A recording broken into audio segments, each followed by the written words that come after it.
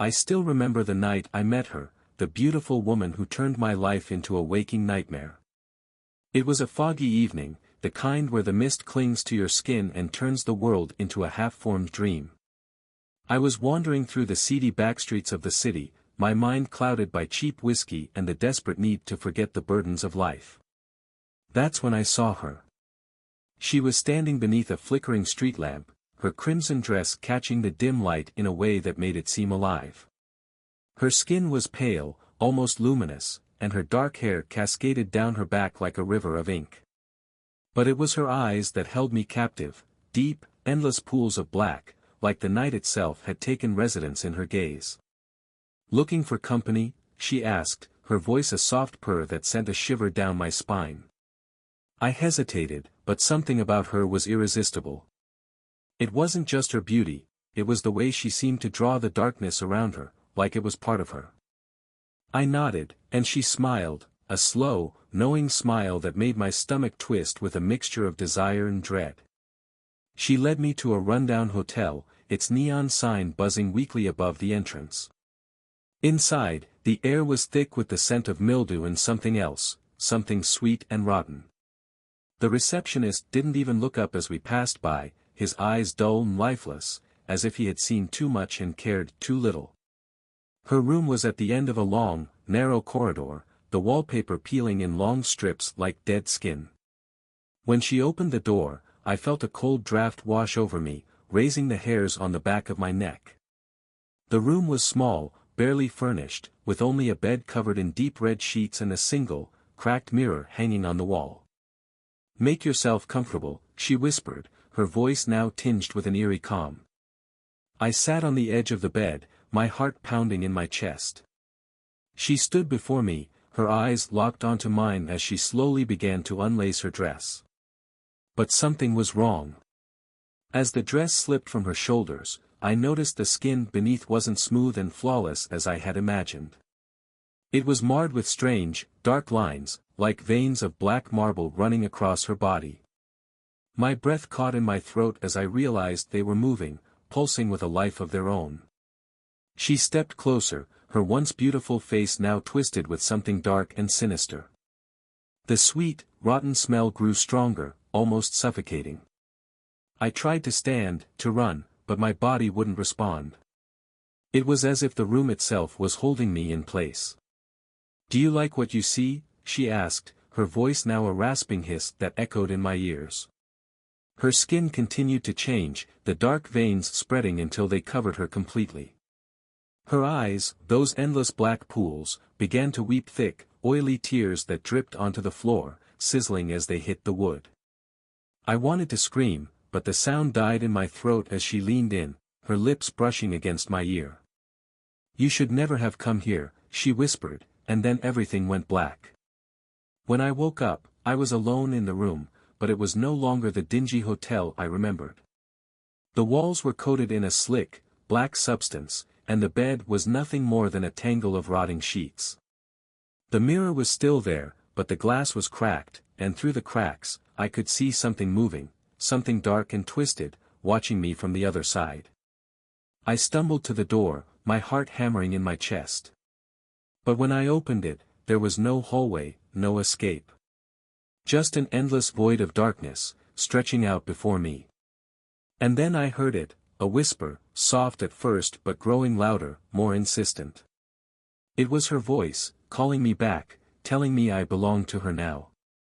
I ran back to the bed, the only solid thing in the room, and curled up on it, my hands over my ears, trying to block out the sound. But it was useless. The whispers grew louder, the darkness closing in until it swallowed me whole. I don't know how long I've been here, trapped in this nightmare. Time has no meaning in this place. All I know is that the whispers never stop, and her eyes are always watching, waiting for me to break. And I know, deep down, that when I do, she'll be there, waiting to claim what's hers. I was in a dark place the night I met her. The weight of my failures, the endless grind of a life that seemed to be slipping through my fingers, it all drove me to the city's underbelly, where the broken and the lost gather under flickering neon lights. I told myself I was just looking for a distraction, something to make me feel alive again, even if just for a little while. That's when I saw her. She was standing at the edge of the alley, where the dim glow of a street lamp barely reached. Her dress clung to her figure like a second skin, deep red, the color of blood. She had long, dark hair that fell in waves down her back, and eyes that seemed to shimmer even in the low light. There was something about her, something that made my breath catch in my throat. She was stunning, yes, but more than that, she was captivating in a way that felt almost unnatural. She noticed me staring and smiled, a slow, seductive curl of her lips that sent a shiver down my spine. She didn't say a word, just tilted her head slightly, beckoning me to come closer. I hesitated for a moment, a strange feeling of unease creeping up the back of my neck. But then I pushed it aside, convincing myself it was just nerves. I approached her, my heart pounding in my chest. "How much?" I asked, trying to sound casual, but my voice betrayed me, coming out too soft, too uncertain. She laughed, a low, throaty sound that echoed off the alley walls. "Does it matter?" she purred, her voice smooth and rich, like velvet. "I'll make it worth your while." I should have walked away then. Every instinct in me screamed that something wasn't right. But I was too far gone, too desperate to feel something other than the emptiness inside. I nodded, and she took my hand, her skin cold and smooth, leading me down the alley to a rundown motel. The room was small, barely more than a bed and a chair, with stained walls and a flickering light overhead. But I barely noticed any of it. My attention was entirely on her. She moved with a grace that was almost hypnotic, slipping out of her dress with a fluid motion that made my breath catch. But as she undressed, I noticed something strange. Her skin was impossibly pale, almost translucent, and there was an odd, dark mark on her back, just below her shoulder blade. Before I could say anything, she turned to face me, her dark eyes locking onto mine. "Come here," she whispered, her voice so soft it was almost a sigh. I hesitated, a cold dread seeping into my bones. But I couldn't resist her. It was as if she had some kind of hold over me, something that went beyond mere desire. I moved closer, my heart racing, until I was standing right in front of her. She reached up, brushing her fingers lightly over my cheek, and I felt a strange numbness spread through me. "You're mine now," she whispered, and then she kissed me. The moment her lips touched mine, everything changed. The room seemed to tilt, the walls warping and stretching as a deep, suffocating darkness descended. I tried to pull away, but I was frozen, unable to move, unable to even breathe. Her kiss was like ice, draining the warmth from my body, and I could feel something else, something dark and insidious, slipping into me, filling me with a cold, unnatural terror. I finally managed to break away, stumbling back as the room spun around me. But she didn't move. She just stood there, watching me with those dark, empty eyes, a cruel smile playing on her lips. What are you?" I gasped, my voice trembling. She laughed again, a sound that was far too cold, far too hollow. "A curse," she said simply. "A beautiful curse, one that feeds on those foolish enough to seek what they shouldn't." I backed away, but the room seemed to close in on me, the shadows creeping closer, darker and more solid with every passing second.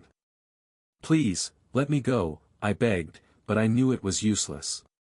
I could feel it, whatever she had done to me, it was already taking hold, seeping into my very soul. "You can't leave," she said, her voice calm, almost gentle. "Not now. You're bound to me, just as so many others before you." I looked around frantically, searching for a way out, but the room was no longer a room. The walls had dissolved into shadows, endless and deep, and the only thing I could see clearly was her, standing there, still and unmoving, like a statue carved from marble. Then the whispers started. Low at first, like the distant murmur of a crowd, but growing louder, more insistent, until they were all around me, pressing in, filling my head with a cacophony of voices, pleading, crying, screaming in pain and terror. I clutched my head, trying to block them out, but it was no use. The voices were inside me, clawing at my mind, tearing away at my sanity. "Please," I whispered, my voice barely audible over the din, "please, I don't want this." But she just watched, her eyes empty of any emotion. And then she spoke, her voice rising above the chaos, clear and cold. "You should have walked away. But now, you're mine." The darkness closed in, swallowing me whole. And as the last vestiges of light faded, I realized that this was my fate, an eternity trapped in the void, lost to the whispers, to the darkness, to her. And in the endless night, I would never be alone. I've always been meticulous about my appointments, but this one was different. The address she gave me was in the old part of town, where cobblestone streets twisted like serpents and the buildings seemed to lean in on themselves. I parked my car, an old model I hardly used, and stepped out into the thickening fog. A shiver ran down my spine as I approached the address, a grand, crumbling mansion with ivy clawing up its facade. I rang the bell, its chime echoing through the empty halls like a ghostly lament. The door creaked open, revealing a dark hallway lit only by flickering candlelight. My client, a woman known for her ethereal beauty, stood at the end of the corridor, her silhouette framed by the dim glow. She was stunning, her dress shimmering like moonlight on water, but something about her eyes unsettled me, an otherworldly depth that felt out of place. "Come in," she purred, her voice like velvet yet icy cold. As I stepped inside, the temperature seemed to drop, the warmth of my breath turning to mist. Her mansion was an eclectic mix of opulence and decay. Antiques gathered dust on every surface, and portraits of unknown ancestors stared down with vacant eyes. She guided me to a parlor where the fire crackled softly, casting dancing shadows on the walls. She settled into a plush chair, her gaze never leaving me. "I'm so glad you could come," she said, her smile both inviting and unsettling. I nodded, trying to ignore the uneasy feeling creeping up my spine. We exchanged pleasantries, but her conversation seemed oddly detached, as though she were speaking through a veil of thick fog. I noticed her eyes often darting to a large, antique mirror hanging on the wall. It was framed in dark wood, intricately carved with grotesque figures that seemed to writhe when I glanced away. She stood suddenly, moving with an unnatural grace, and walked over to the mirror. "Do you believe in reflections?" she asked, her voice now a whisper that echoed strangely in the room. Before I could answer, she reached out and touched the mirror's surface. A chill surged through the room, and the flames in the fireplace flickered violently. The reflection in the mirror began to warp and writhe, the image of the woman distorting into something twisted and horrifying. Her face elongated, her eyes becoming hollow pits of darkness.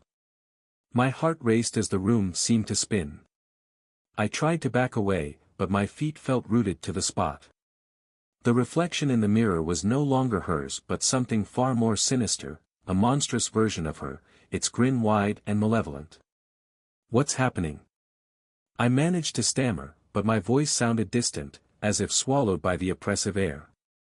The woman turned slowly, her true self revealed, her beauty was gone, replaced by a ghastly, skeletal visage. Her once delicate fingers were now elongated claws.